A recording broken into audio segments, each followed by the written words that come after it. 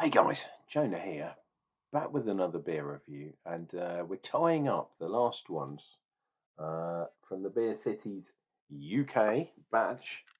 Um, and this one's cool. This is from Bristol. Got a couple of connections with Bristol, and it is Wiper and True, and it's their Umbrella Stout or Dry Stout. They're calling it 5.6% on the ABV. And if we look on the back, we have an essay.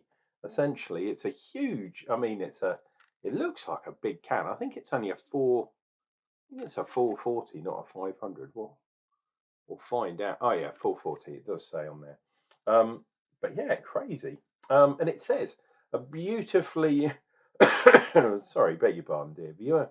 A beautifully traditional dry stout loaded with lots of roasted barley and dark malts, combined with British hops for notes of fruity dark chocolate, roasted coffee beans, and a hint of tobacco.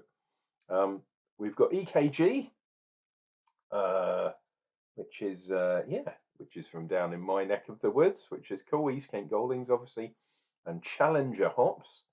Um, Malt wise, the interesting one here, we've got red rye crystal, which is interesting. So a bit of the rye, giving it a bit of the spiciness. It's a 440 can at 5.6% ABV. And it's even got a gold top, which is cool. Alas, a silver bottom. I will continue my quest. I know I go on about cans, dear viewer, a lot, and I know that the can is formed and then you put a different cap on it and then it's seamed together. So the actual top of the can is not part of the base, but because they can make black, gold in this case, can make different tops for the can, why can they not make different bottoms or the whole can? Why can't it be a different color? If it's to do with money, then that is a real shame. I would love to see a black bottom or a gold bottom. Absolutely outrageous. Right, I don't believe, from what I can gather, this is a nitro. Oh, it is a bit fizzy. Yeah, I'm getting a lot of fizzy cans lately. But some of them are because they're overfilling the cans, which is kind of cool in a way. Um, Obviously, quality control is important, but at the same time, an extra milliliter of beer, especially at the price that Beer 52 is selling them for, um, yeah, is nice, is warranted. And it's good to have a big can as well. We've got the old schooner of a glass. We shall see if we can get this bad boy in there. Depends on the head, dear viewer. If there's, yeah, it doesn't look like there's a huge amount of head. We're going to fit all of this bad boy in here. I'm sure we are. Head and all. And that, look at that. That's a good finger's head. We all like a good finger. That's what I say. Ooh. There we go. Boom, boom, boom. Of doom. And there we go. That is today's beer. Oh, look at that. Look at the top of that head. Obviously, it's a cream colour. Oh, it's not going to focus, is it? You bumbleclut. Look at that. Loads of lovely bubbles. Looks a bit like a honeycomb, which I think is fantastic. Jet black dry stout. I look a bit, I don't know, look a bit wretched. I need to cut my hair. I need to shape the beard and all that kind of jazz. That'll be coming up soon. You'll see a big change. It will happen overnight. And then we go, whoa, who's that? It's me. It's Jonah. But at the moment, I'm looking very tramp-like. If that makes sense. Not to put a disservice on tramps, but when you look like me, you have to, you have to go with the territory, don't you?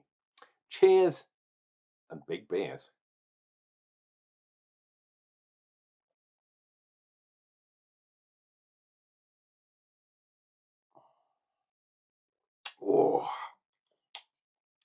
That's a nice one. Real roastedness, roasted astringency. Yet the coffee comes in secondary.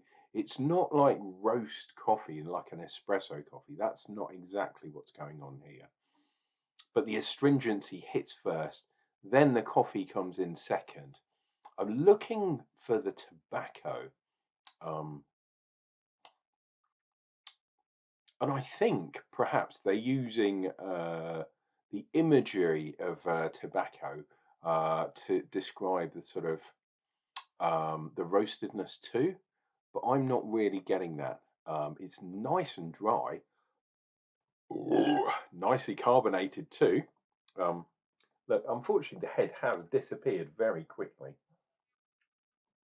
which is a shame for a stout. But one of the things about beg your pardon, dear viewer, I've still got this damn cold. This has been like almost a month now, and this is the second time I've had it this year.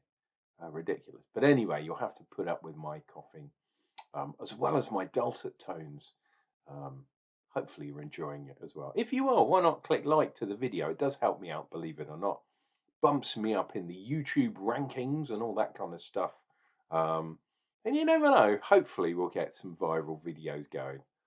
I'm not doing it for that. I'm doing it because I love beer. And hopefully you're watching this because you love, well, you love me, Unclejona, but you also love beer. I want to know more about these beers. Wiper and True. One of the things about this particular brewery in Bristol, and the Bristol beer scene is really, really good. I've been there a couple of times, and yeah, they've definitely got their own scene going on there. Give me a second.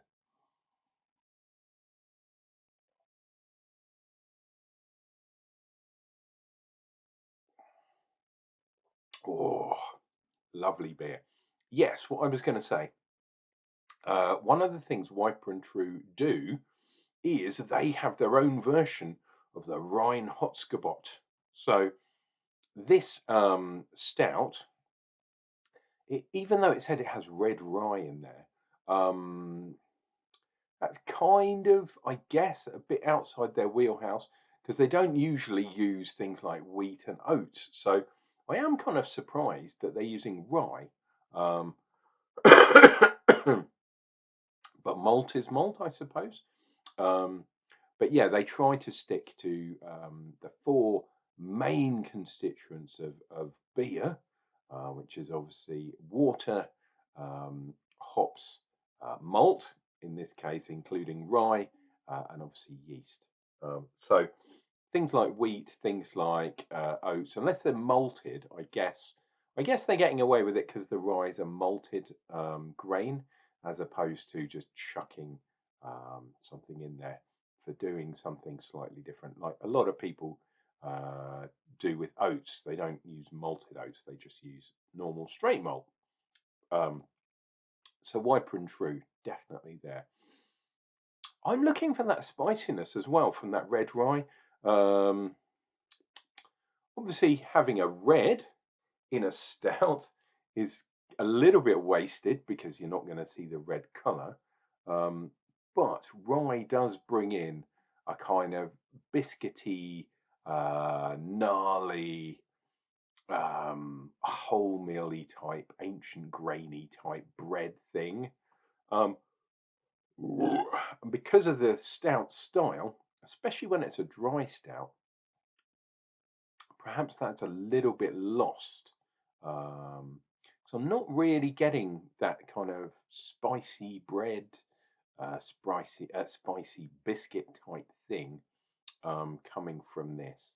I guess the astringency of the darker malts is kind of stripping out that rye flavour a little bit. Um, Let me take another sip. Obviously, I've got half a glass to go, and I'll really try and search that rye in there. Put it this way: if it didn't say on the can, no, it wasn't on the can. It was it. It was on the beer 52. Actually, let's have a check. Let's see what's going on the can. If it didn't say, I wouldn't actually be looking for it. So water, malted barley, hops, yeast. Yeah, see, it doesn't really say. that it contains the red rye. The only reason I'm even looking for it is because on the Beer 52 recipe that I'm kind of got up here and the spider diagram, that's why I look at it, because I love the spider diagram. It says red rye crystal. So again, having a crystal malt in a stout kind of gets a bit lost. The other thing, because it hasn't got the oats and the wheat, perhaps the lacing is kind of there, but look at that top line, which was solid to start with, but it's fast disappeared in the drinking, or maybe the talking. Gone over 10 minutes, so maybe I'm just talking too much and not enough drinking. Let me rectify that for you, dear viewer. Cheers.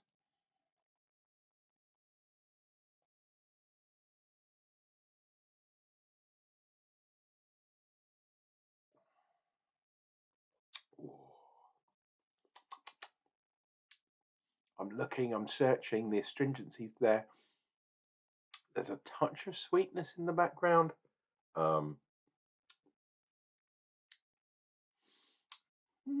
Okay, yes, I can detect a little sprinkling of kind of spiciness in the background, which I guess the rye would provide.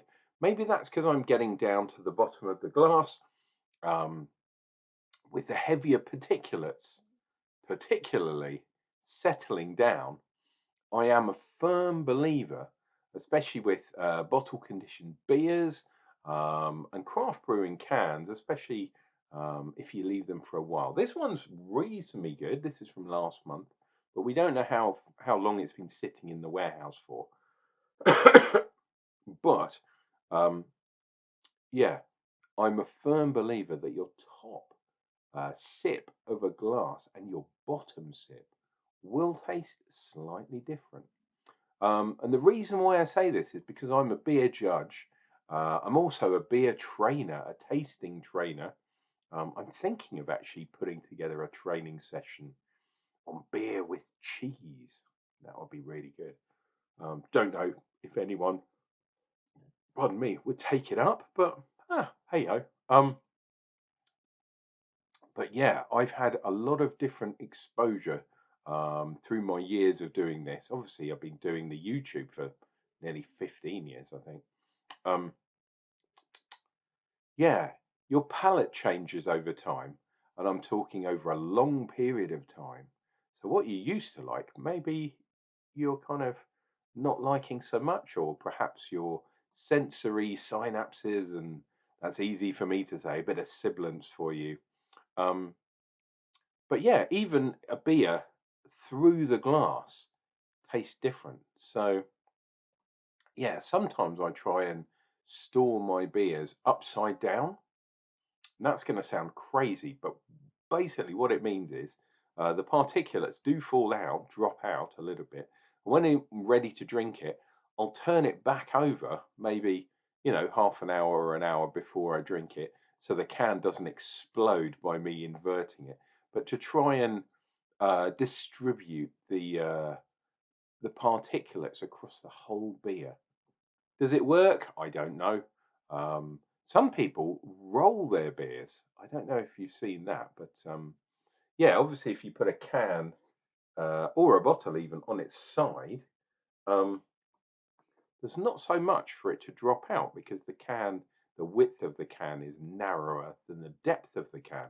So I can see why storing it on its side, I know a lot of wine people do this as well, um, works really well in not letting those particulates totally settle out. With a bottle conditioned beer, maybe you want to do that, and especially with a home brew, because obviously I do home brewing as well. You want the yeast, especially with bottle conditioned beers, to settle down to the bottom and stick themselves onto the bottom of the glass. Um, some people like mixing it up, but other people wouldn't. But with craft beer, I think it's good to get things all mixed together. Um, and sometimes it isn't because you get all that compacted sludge. You really want that? Well, yes, for me, I'm the kind of guy that when I have a Belgian beer, I like pouring the whole thing in and get that cloudiness in the beer. Other people will leave a bit at the bottom, but I don't usually do that. Embrace the yeast, that's what I say. Cheers and beer.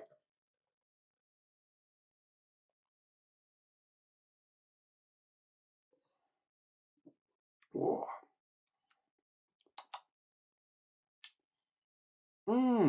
There's a lot more spicy taste at the bottom.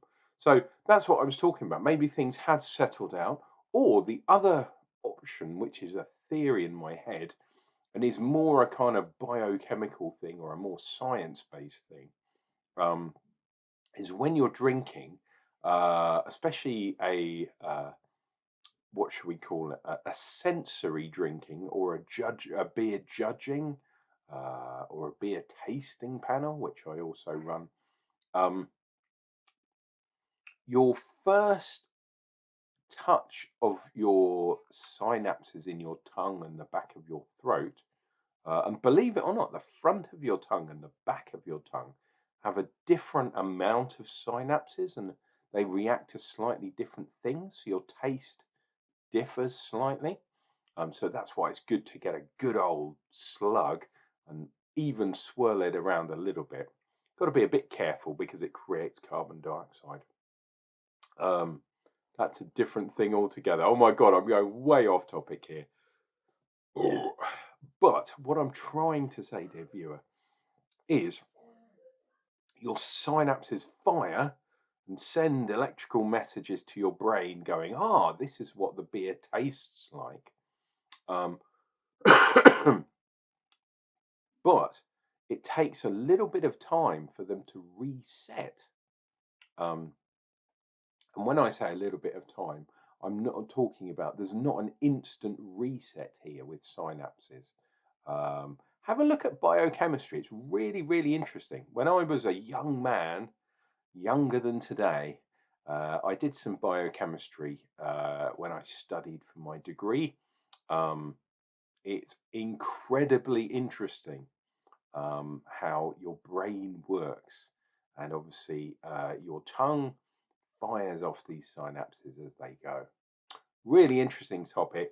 I've been waxing lyrical. We're almost getting to 20 minutes. So I think it's time for you to go home, or perhaps you're at home and you're going to drink a beer of your own. Maybe you're drinking along. Who knows? That is my review of Wiper and True, the Umbrella Dry Stout. Believe me, it does say Dry Stout down there. There we go. Of 5.6%. Let me say that the umbrella does make you talk. And you're always welcome, dear viewer, under my umbrella. Take care of yourselves. Take care of each other. And I'll be back, probably with a cough, but also with another beer review. And that's coming up real soon.